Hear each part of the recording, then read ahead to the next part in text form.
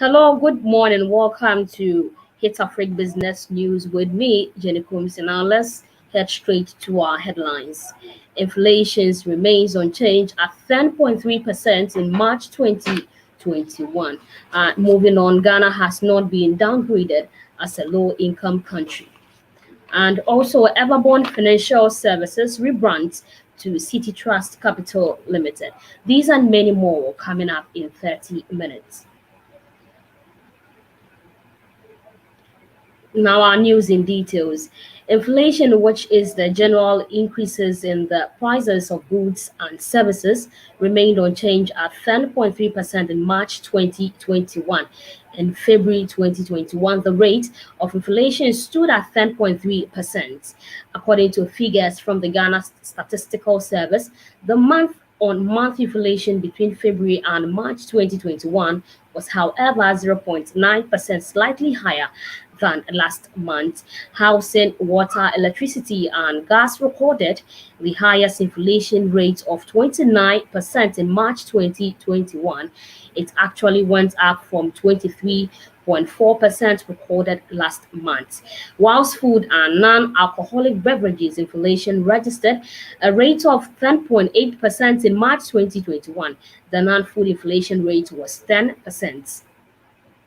Within the food inflation group, tea, which is 16.7%, recorded the highest rate of inflations. Vegetables and fish and other seafood recorded negative month-on-month inflation, that is negative 0.1% respectively.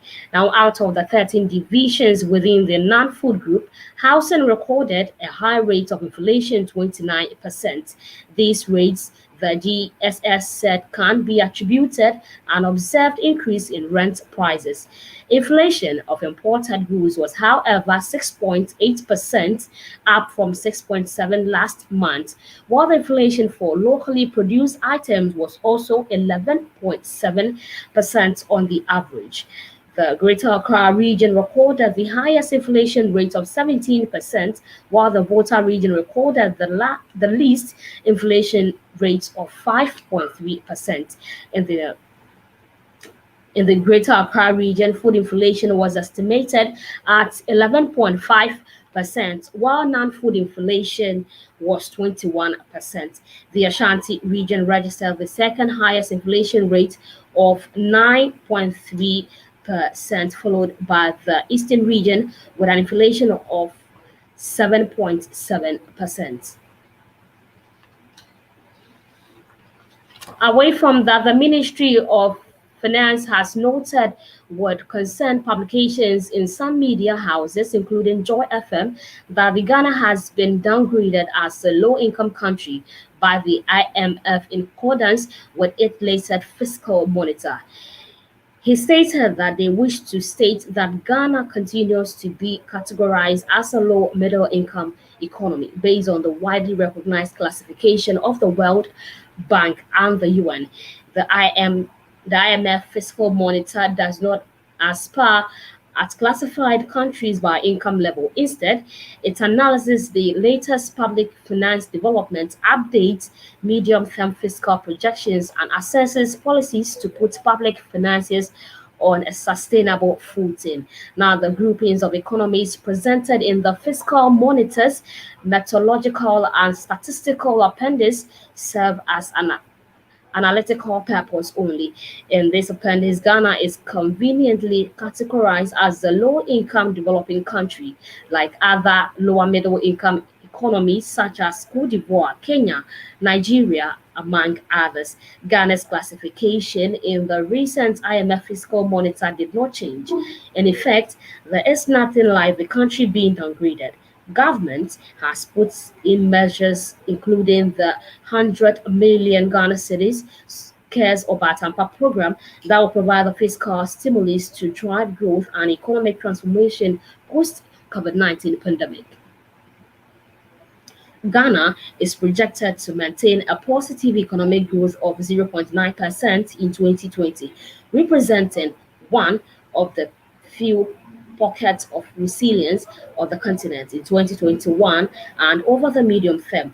The government expects GDP growth to average 5% and the deficit to decline to under 5% by 2024.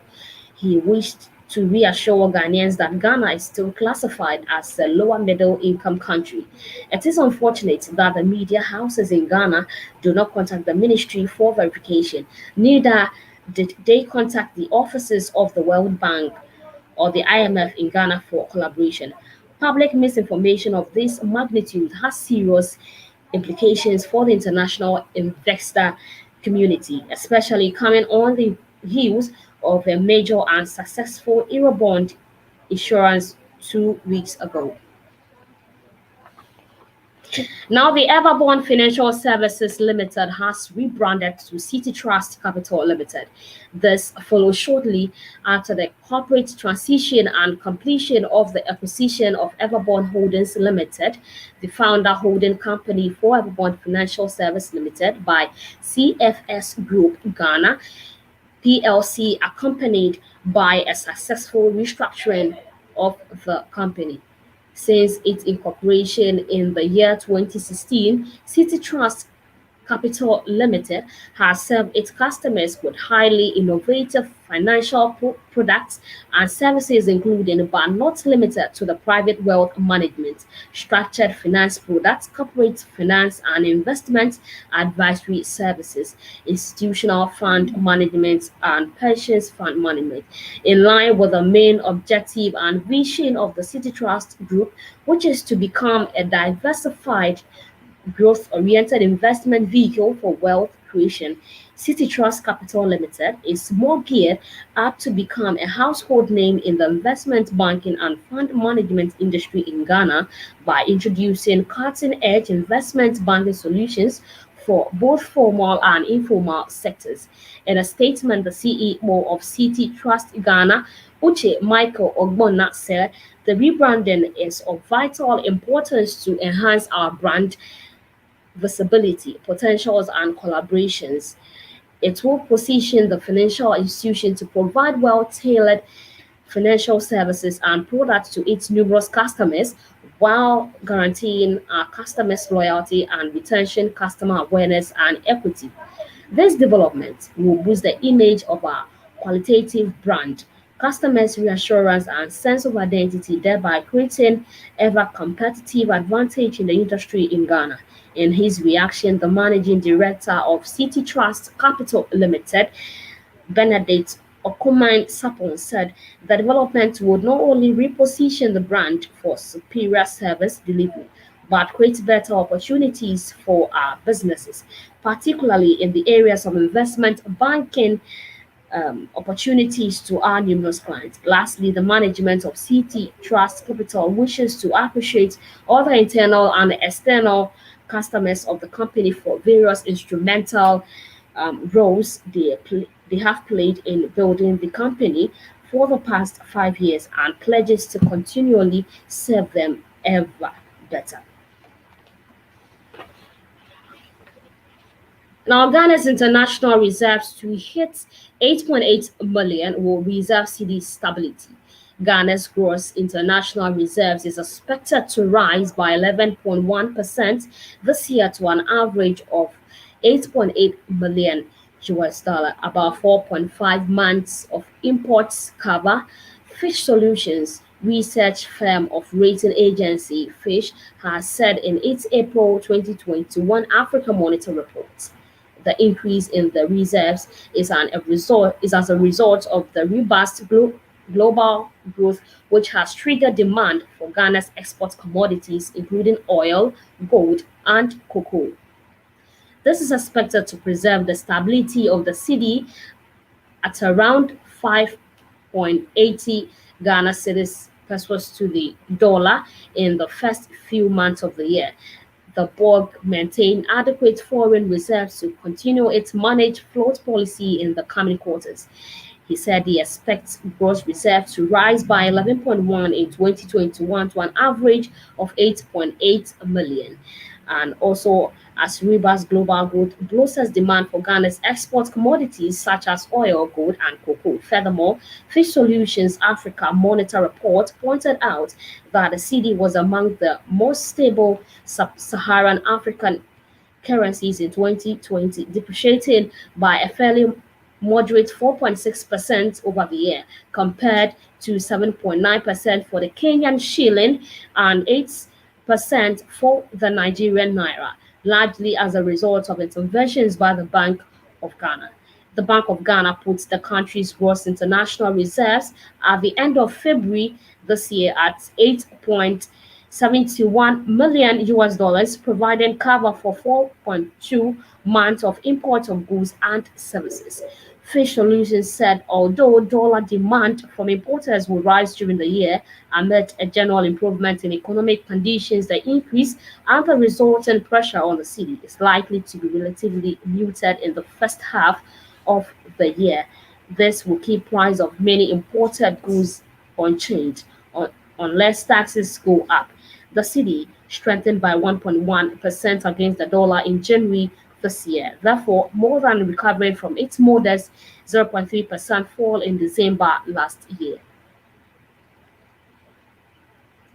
Fish Solutions also said exports are likely to pick up relatively swift on the back of rebounding growth in major markets. Now to the economic recovery, the Fitch Solution also said Ghana's economic recovery is likely gathered space in the second half of the year as rollout of a COVID-19 vaccine begins at the scale. And the government said it expects to procure 7 million doses of a vaccine by June. This will enable the gradual removal of remaining social distancing measures. Now let's begin with an African news stories. African World Airlines went back on first flights to Ho.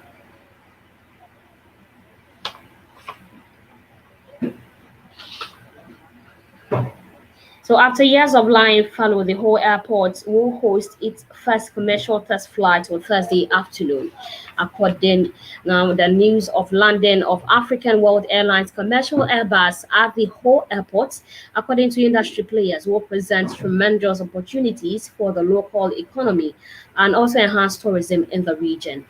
As the region industrializes, it is necessary to diversify entry routes into the region. With the coming on board of the whole airport, there should be a boom in business activities in the region. Delazamtu, chairman of the Association of Ghana Industries for Volta, OT, and Eastern Region, told City Business News. With the region noted for its cleanliness and rich tourism potential, the Tourism Authority in the Volta region says it has begun preparing Volta's tourist centers for an increased number of visitors. Director for Tourism Authority in the Volta region, Alexander Inketia, told City Business that the authority has helped a number of tourism centers and well-trained tour guides in anticipation of the increased visits. Steve Derrick Ama, manager of Volta Serene Hotel in Hotel City Business, that the Hotliners Association has come together to prepare affordable packages for tourists and business people who would come visit the Volta region henceforth. And moving on to a different story, MTN Mobile Money Limited has introduced an additional security feature that allows its agents to verify the identity of customers who come to withdraw money with ID cards. This come after agents across the country had their SIMs blocked because they keyed in incorrect ID numbers from customers. CEO of Mobile Money Limited, Elihini, explained to the media that because the ID validation platform is not in sync with our site, they cannot actually tell if a particular ID is actually the person they are dealing with. And when it comes to the wallet holder, he highlighted. So we've added another layer of control, which now helps the agent doing the transactions to see the details of the owners of the wallet. It allows the agent to validate that against the ID that is represented, and that helps the agent to now proceed to execute a transaction in a proper manner. So that has also been implemented, and our agents have access to the further layer of control. He said MTN Mobile Money currently required a valid national ID card before a withdrawal can be made. The policy is part of measures by the telecom giant to check fraud in performing mobile transactions. But barely 2 weeks into the program, some merchants have had their SIM cards blocked due to what MTN says is the failure of agents to comply with the rules and regulations of its newly introduced ID system for mobile money transactions. Scores of agitated agents masked up at various MTN offices across the country on Tuesday to demand explanation. Most of them blaming the telecom company for failing to synthesize them before implementing the policy, stressed that they were unable to detect fake ID numbers on their part. Previously, agents were unable to access the full details of persons who came to cash out money with ID cards. But MTN, in attempt to address this situation, has issued new features that will give the agents more control over the ID numbers being presented to them. Let's go straight to Tanzania. Uganda, Tanzania signed major oil pipeline agreements. Uganda President Yoweri signed on Sunday the East African crude oil pipeline project agreement with his Tanzanian counterpart Samia Hassan Suluhu. The ECOP tripartite project agreement has been signed by all parties with commitment for realization of the ECOP project for the benefit of people of Uganda and Tanzania in the spirit of East Africa, said some. Now, the agreement signed in the Uganda capital Kampala paves the way for the construction of 1,440-kilometer crude oil pipeline from Uganda's Aberdeen region to Tanzania seaport of Tanga. Extraction will take place at two oil fields: the Kingfisher field, which is operated by China National Offshore Oil Corporation Limited, and the Tilinga field, operated by Total SA. Uganda last month suspended the signing of the agreement to mourn the death of the then Tanzanian President John Mobi Magufuli. Now, the $3.55 million pipeline could be the longest electrically heated crude oil pipeline in the world. Once completed, more than 1,000 job opportunities will be created during execution, according to Suhuli. Now, environmental activists say the project poses risks to protect environment, water sources, and waste land in both the countries due to CO2 emission from the burning of oil through pipeline. Now to Nigeria. Flutterwave flies the flag for a new generation of Nigerian entrepreneurs. Now, Flutterwave, recently valued at $1 million, is just one of the companies leading the charge to make Nigeria an African fintech hub to rival Egypt, Kenya, and South Africa. The face of Nigerian business is starting to change as the country's young tech survey entrepreneurs launch successful fundraising attractions global investments. Fintech payments company Flitterwave, just 5 years old, was valued at over $1 billion in March after capital raising needed $170 million from investors, including Tiger Global Management, the US Hinge Fund, and investment firm. Now, the fundraising brings the total investment in Flitterwave to $225 million. Now, the new valuation has led to Flitterwave's designation as a unicorn, a privately held startup company valued at $1 million, and the second unicorn to come out of Nigeria. The firm serves more than 290,000 businesses, including customers like Uber, Flywire, Booking.com, and Facebook. The firm will use the capital to acquire more users, expand into new markets, and build an app. Nigerians, into which became Africa's first unicorn in late 2019 after US Payment Technology Corporation Ventures acquired a 20% stake in the company for $200 million. Flutterwave, founded in Nigeria and based in San Francisco, has become one of the fastest growing payment companies in the world. By 2021, it had preceded more than 140 million transactions worth more than $9 million across 33 African countries. It enjoyed compound annual growth of 226% from 2018 to 2020. The company will soon set up shop in more Francophones and North African markets, including Egypt, Tunisia, and Morocco. Other firms in Nigeria fintech markets are also making waves with international investors. Paystack, a payment provider for businesses, was acquired by US-based digital payments giant Stripe in October for $200 million in the biggest startup acquisition yet. Now to our international news. Pepsico revenue rises 6.8% despite a balanced economic recovery outside of the US. Now, Pepsico on Thursday reported quarterly earnings that topped analysts' estimates even as the company saw uneven recoveries in its international market. Its company's first quarter facing tough comparisons to early stockpiling. CEO Raymond said that the company also dealt with weather-related business interruptions in the United States. Share of the company rose less than 1% in pre-marketing trading. Here was the company reported compared with what Wall Street was expecting based on a survey of analysts by Relative.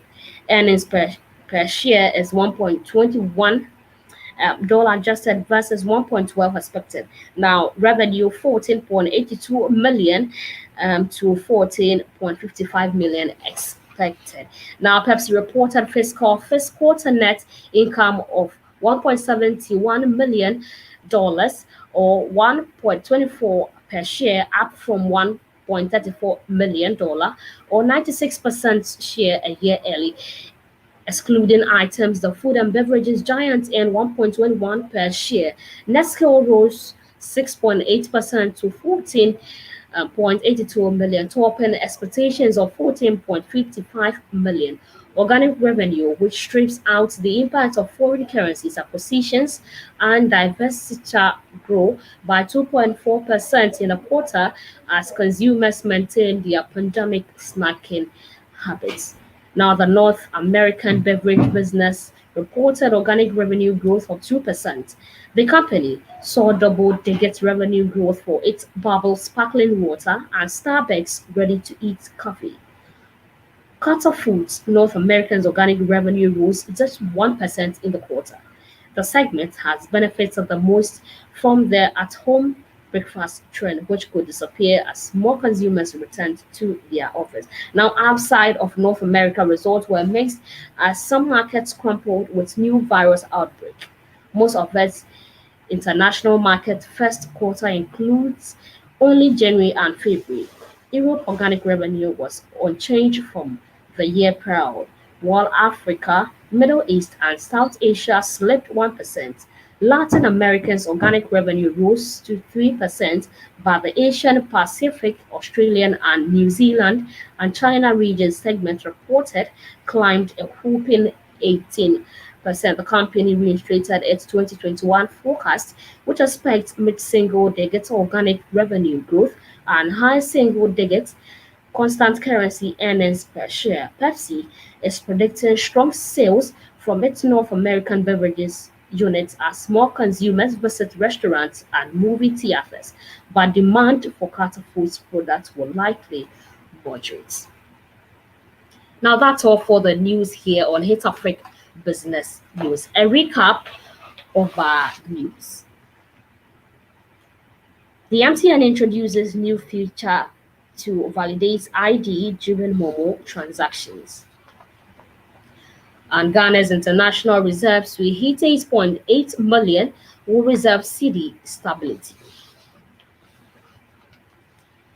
Now, inflations remain unchanged at 10.3% in March 2021. That's all for the news here on HitzAfrik Business News. I am Jenny Kumsen.